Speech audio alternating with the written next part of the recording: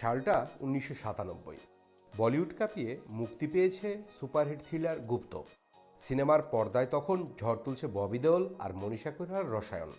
বিশেষ করে বেচানিয়া গানটিতে তাদের ঘনিষ্ঠ দৃশ্য দেখে মুগ্ধ দর্শক।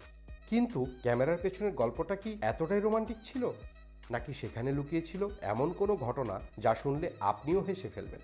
কল্পনা করুন, শুটিং চলছে বেচানিয়া গানের, পরিচালক বলছেন অ্যাকশন, ববি দেওল ধীরে ধীরে এগিয়ে যাচ্ছেন মনীষা কৈরালার দিকে, চোখে মুখে গভীর প্রেম, একে অপরের নিঃশ্বাস প্রায় ছুঁয়ে ফেলছে। আর ঠিক তখনই এক ঝটকা।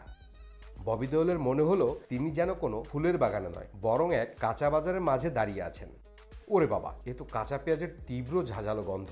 হ্যাঁ, ঠিকই শুনেছেন। ববি পরে এক সাক্ষাৎকারে জানিয়েছিলেন মনীষা কৈরালা নাকি ঠিক ওই দৃশ্যের আগেই কাঁচা পেঁয়াজ দিয়ে চানাচট খেয়েছিলেন।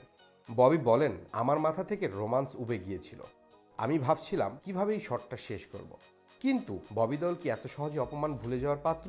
না, তিনি মনে মনে এক মাস্টার প্ল্যান তৈরি করলেন। তিনি ঠিক করলেন এর বদলা তাকে নিতেই হবে। সেটে ছিলেন একজন নবাগত অভিনেতা, যার মনীষার সঙ্গে একটি দৃশ্য ছিল। ববি তাকে ফুসলিয়ে এক প্লেট পেঁয়াজ খাইয়ে পাঠালেন মনীষার সামনে। ববি অধীর আগ্রহে অপেক্ষা করছেন।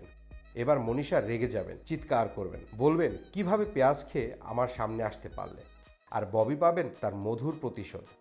কিন্তু ঘটল ঠিক তার উল্টো। মনীষা কৈরালার মুখে পেঁয়াজের গন্ধ কোনো প্রভাবই ফেলল না। তিনি কোনো অভিযোগ না করেই অত্যন্ত পেশাদারিত্বের সঙ্গে সেই নবাগত অভিনেতার সঙ্গে শুটিং শেষ করলেন। বদলা নিতে গিয়ে নিজেই যেন হেরে গেলেন ববি দেওল, আর প্রমাণ হয়ে গেল গুপ্ত এর সেটে আসল খিলাড়ি ছিলেন মনীষাই।